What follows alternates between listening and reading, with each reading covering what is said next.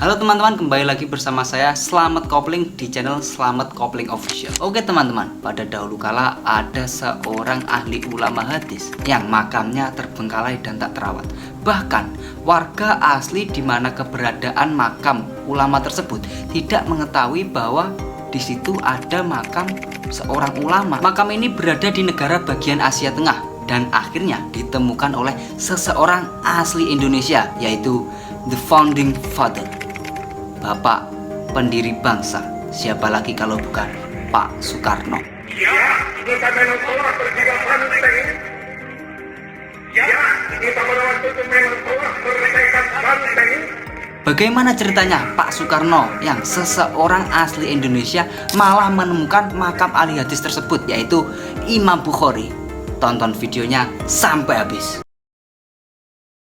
Imam Bukhari adalah ulama ahli hadis atau periwayat hadis yang lahir pada 13 Syawal 194 Hijriah atau 21 Juli 810 Masehi di Bukhara, Uzbekistan. Uzbekistan adalah negara yang sebelumnya negara bagian dari Uni Soviet. Negara ini berada di bawah kendali Uni Soviet pada abad ke-19 dan muncul sebagai negara merdeka ketika pemerintahan Uni Soviet berakhir pada tahun 1991.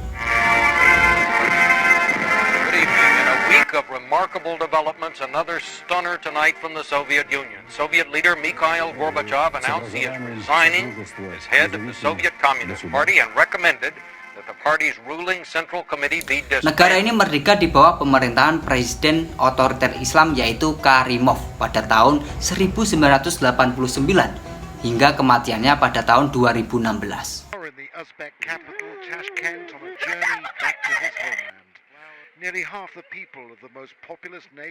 Tentu keberadaan Imam Bukhari atau masa-masa hidup Imam Bukhari ini jauh dari masa-masa pengaruh Uni Soviet ini ya. Tak lama dari kelahirannya, Imam Bukhari ini sempat kehilangan penglihatannya, dan ada sebuah riwayat yang menceritakan bahwa ibu dari Imam Bukhari ini bermimpi bertemu dengan Nabi Ibrahim alaihi salam, dan Nabi Ibrahim mengatakan bahwa Imam Bukhari ini akan dapat melihat kembali berkat dari doa-doa dari sang ibu. Selang beberapa waktu dan akhirnya Imam Bukhari ini dapat melihat kembali. Imam Bukhari ini melakukan penelitian hadis selama 16 tahun, mengumpulkan dan menyeleksi hadis dengan mengunjungi setiap negara guna untuk menemui para perawi. Negara diantaranya adalah Mekah, Madinah, Baghdad, hingga Asia Barat. Dan Imam Bukhari ini wafat pada 1 Syawal 256 Hijriah atau 1 September 870 Masehi di Kartang, di sebuah desa kecil sebelum Samarkand, dan wafatnya tepat pada usia 60 tahunan dan beliau dimakamkan di tempat tersebut.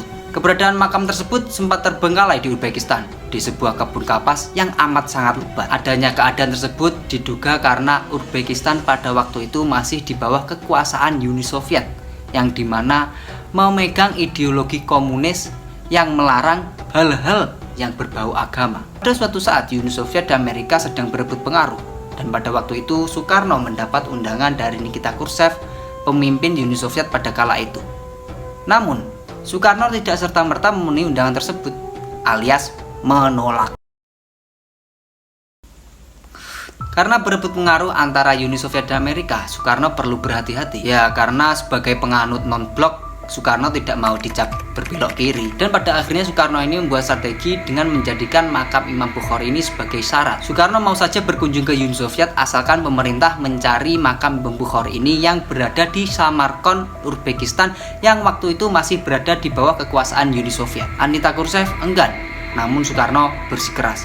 Sebelumnya keberadaan makam Imam Bukhari ini belum diketahui bahkan oleh warga asli Samarkand. Pada akhirnya lokasi makam Imam Bukhari tersebut diketemukan meski dalam keadaan terlantar. Untuk menyambut dan menyenangkan hati Soekarno, akhirnya dilakukanlah renovasi untuk makam tersebut. Para pejabat komunis Uzbekistan atas perintah dari para petinggi Uni Soviet akhirnya melakukan pemugaran dengan sederhana untuk makam tersebut. Para pekerja dikerahkan untuk membangun jalan aspal yang rencananya dilalui Soekarno untuk menuju makam Imam Bukhari tersebut. Dan akhirnya Soekarno memenuhi undangan Nikita Khrushchev tersebut ya, dan menyempatkan diri untuk berziarah ke makam Imam Bukhari. Meski demikian, pemerintah Uni Soviet tidak mempublikasikan keberadaan makam tersebut pasca kunjungan Soekarno. Ya mungkin karena Uni Soviet memegang erat ideologi komunis ya, yang dimana percaya dengan hal-hal yang berbau agama adalah sesuatu yang dilarang. Dan akhirnya karena tidak adanya dokumentasi dan juga publikasi waktu itu, menimbulkan perdebatan antara cerita ini realitas atau hanya mitos yang digunakan untuk membesar-besarkan cerita tentang Soekarno.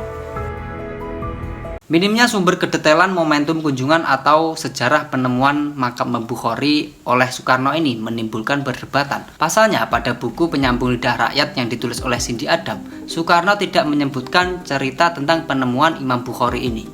Ya mungkin karena Soekarno lupa ya, saking banyaknya cerita dan pengalaman-pengalamannya, ya mungkin. Lalu juga dalam buku yang ditulis Sigit Aris Prasetyo yang berjudul Dunia dalam Genggaman Bung Karno 2017 menyebutkan bahwa permintaan pemugaran makam Imam Bukhari ini disampaikan Soekarno kepada Khrushchev sebelum kunjungannya ke Uni Soviet pada tahun 1956.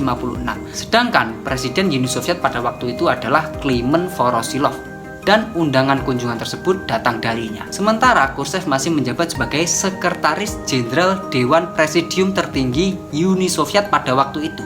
Ini menimbulkan sebuah kejanggalan menurut beberapa sejarawan. Dalam kunjungan pertama ke Uni Soviet itu pun, kedekatan antara Khrushchev dan Soekarno belum terbangun. Begitu turut keterangan yang terhimpun dalam buku terbitan Yayasan Multatuli yang berjudul Perjalanan Bung Karno 1978. Selanjutnya cerita ini juga dikatakan hanya dimanfaatkan untuk tujuan komersial sebuah layanan jasa tour travel yaitu John Ramso Travel yang memanfaatkan cerita Soekarno dan makam Imam Bukhari ini untuk menarik minat pelanggan. Perusahaan tour yang beralamat di Gagarin Street Samarkand ini mencantumkan detail cerita tersebut di dalam situs resminya.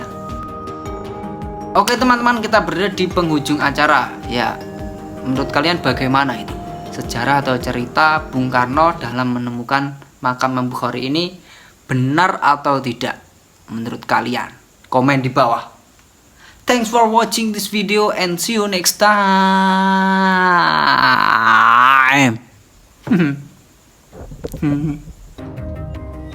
Akhirnya Soekarno memenuhi undangan Khrushchev tersebut ya. Namun akhirnya Soekarno memenuhi undangan Khrushchev tersebut ya. Dan akhirnya Soekarno memenuhi undangan Anita Khrushchev tersebut ya, dan menyempatkan diri.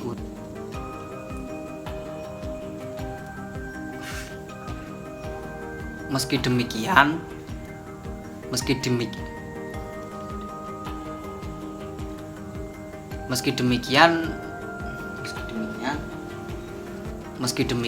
pemerintah Uni Soviet tidak